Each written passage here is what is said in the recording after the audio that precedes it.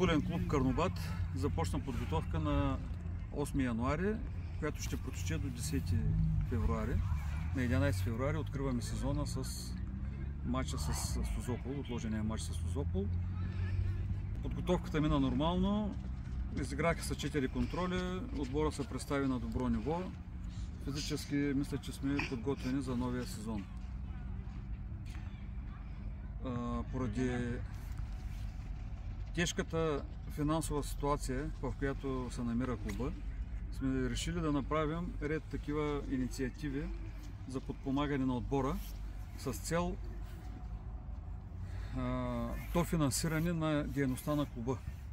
Първата инициатива, която искаме да направим, е с матча с Созопол, което ще бъде на 11 февруари от 2 часа. Ще бъде поставена кутия за дарения, като всеки според възможностите си, но желателно е, понеже виждам, че колегите между 3 и 5 лева е билета във всички колеги от В група, така че да не е по-малко от тая сума, кой с каквато възможност имаме да дари на клуба.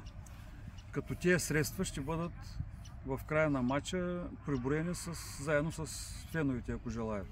И ще бъдат обявявани в страницата на футболния клуб колко средства са събрани. Също имаме инициатива, но която още не е доразвита, за артикули, свързани с футболния клуб, като екипировка, като разни символи, шалчета, шапки, екипировки, които също да отидат за подпомагане на клуба.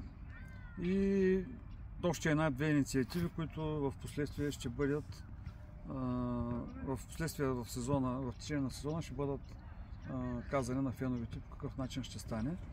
Така че умолявам всеки, който има възможност, който има желание наистина клуба да продължи да функционира и да бъде във В група, нека да се отзове на нашия зов за помощ.